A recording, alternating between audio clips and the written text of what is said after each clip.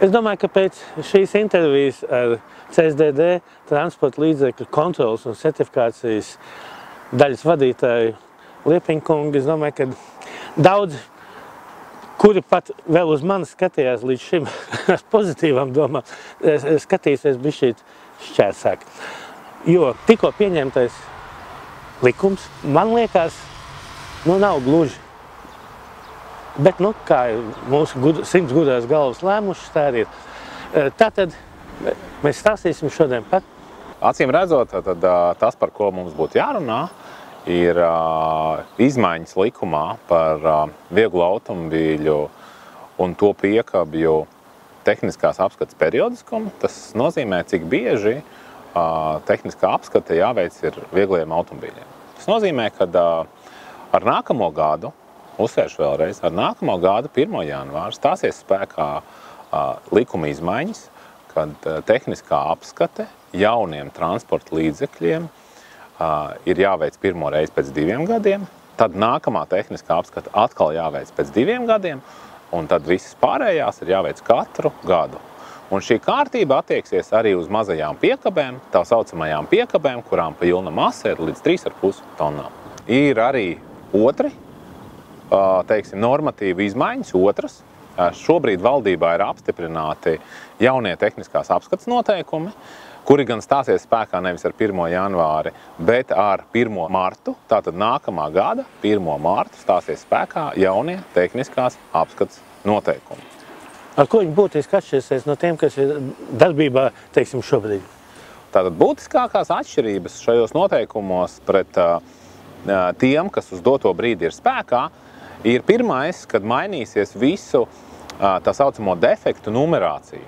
Tas nozīmē, ka ar nākamo gadu, 1. martu, pilnībā izmainīsies numerācija, kura būs līdzvērtīga Eiropas Savienībā vienotai numerācijai. Tas nozīmē, ka, ja būs noteikts, apzīmēts defekts ar kaut kādu kodu, tad šis te kods būs gan Latvijā, gan Lietuvā, gan Vācijā pilnīgi identisks un apzīmēs, piemēram, šarnīra defektu vai defektu kaut kādās bremžu sistēmā. Jā, sākuma periods, acīm redzot, nebūs gana vienkāršs, jo būs jāiemācās gan mūsu darbiniekiem, gan arī klientiem būs savā veidā mazliet neierasti saprast šos te skaidrojumus. Bet es domāju, tas ir tikai laika jautājums, un mēs kopīgiem spēkiem ar šo jaunievedumu tiksim galā.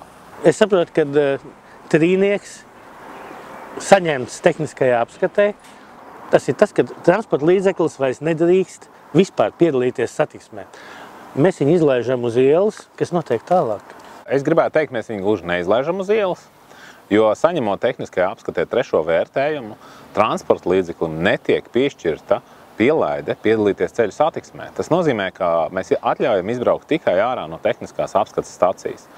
Turpmāk klientam ir jāvāc evakuators, jāizsauc evakuators, un šis te automobīls jānovieto remontzonā vai stāvvietā. Pagājušā gada pieredze, kad veicot pārbaudas uz ceļiem kravas automobīļiem, izlases kārtē arī pārbaudījām vieglos automobīļus. Atceraties labi, mēs veicām pārbaudas par riepām, skatījāmies, vai netiek lietoti nelegālie ksenoni, kas apžilbina citus autovadītājus. Tika konstatēts, ka ir daži automobīļi, kur ir vienkārši kritiskā stāvoklī. Pats, es teiktu, autovadītājs nevis nav rūpējies, bet apzināti izbraucis uz ceļa ar automobīli, kurš var apdraudēt citus. Atceraties, pilnīgs sniegs krīt, ledus un transporta līdzeklis aprīkots vai no ar vasaras riepām, vai riepām, kuras, teiksim, ir vispār bez protektora. Plikas riepas, vispār nekā nav.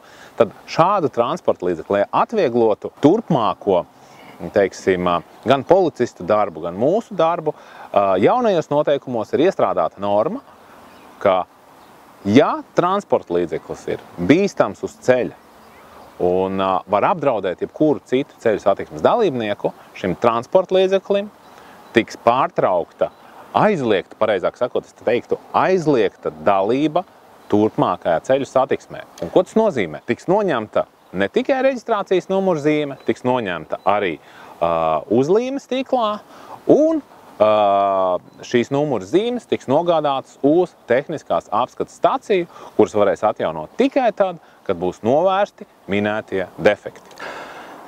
Nākamais jautājums, kā saka, no atmiņām par to, kā tas notikās ar kravas transporta līdzekļiem. Vai arī ārzemju braucējiem draud noņemt?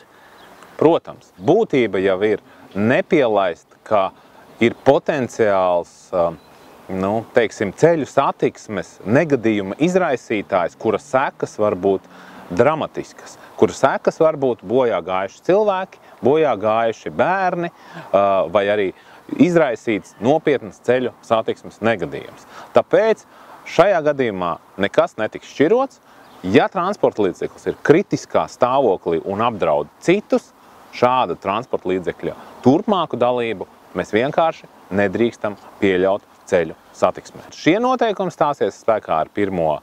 martu. Neskatoties uz to, arī šobrīd esošās normas pieļauj apturēt šādu satiksmes dalībnieku rīcību, tomēr tā procedūra ir sarežģītāka. Nākotnē tā būs gana vienkārša. Un es gribētu vērsties pret visiem autovadītājiem. Tie, kas rūpējās par savu automobīli, nevienam netiks veikts nekādas teiksim, darbības, lai jūs apturētu. Runāts tiek vienīgi un tikai par transporta līdzekļiem, ko lielākā daļa ir redzējuši bildēs no mūsu reidiem un sapratuši, ka šādus transporta līdzekļus nedrīkst atļaut turpināt piedalīties ceļu satiksmē, jo tie ir potenciāli slepkavas. Kā savā laikā teica Ivars Krauklis, bijušais CSDD priekšnieka vietnieks, viņš teica, jā, kad transporta līdzekļu vadītājs, viņš ir tāpat kā mednieks, kuram ir ierocis rokā. Nu jā, protams, mēs varam uzskatīt, ka transporta līdzeklis ir sava veida ierocis, ir sava veida instruments, par ko ir jārūpējās, par kuru nevar vienkārši lietot un, nezinu, tā kā ieroci atstāt bez ievērības, un tad var notikt neparedzamas sekas. Liepiņkungs, jūs varat apgalvot, ka uz ceļiem nesāksies terors, un pēkšņi tagad viss liks mierā, un visiem, kas skatīsies, tu brālīt, reku tev numuru nost un viss. Jā, droši vien varbūt kādam ir radies tāds priekšstats, bet es varu noteikti apgalvot, nekas nemainīsies, nekāds terors nesāksies. Vienkārši tajā gadījumā, ja transporta līdzeklis, un tikai tajā gadījumā, ja transporta līdzeklis ir bīstams, piemēram, ar atvienotu bremžu iekārtu, pilnībā atvienotu bremžu iekārtu, ja transporta līdzeklim gandrīz vai krīt nost ritenis, tāpēc, kad visas bukses ir beigtas, ja transporta līdzeklim slidenā laikā un sniegā ir pilnīgi tā saucamās plikās riepas, mēs nevaram ļaut šādam transporta līdzeklim turpināt ceļu, lai tas varētu apdraudēt citus. Mēs runājam šobrīd tikai par šāda veida transporta līdzekļiem. Autovadītāji, esat mierīgi. Šie autovadītāji, uz kuriem tas attiecas, lielākoties ir, kas ir apzināti izgājuši uz ceļa, jau zinot, ka šis transporta līdzeklis ir neatbilstošs, bet tomēr ir riskējuši ar katru no mūsu dzīvībām. Es laikam tomēr piebildīšu gadus 10 apakaļ. Mēs nofilmējām vienu transporta līdzekli, kuram nevis bija atvienotas bremzes, viņu vienkārši nebija. Un viņš bija tikko ar svaigām skaidrām atbraucis no Rīgas, no Ostas.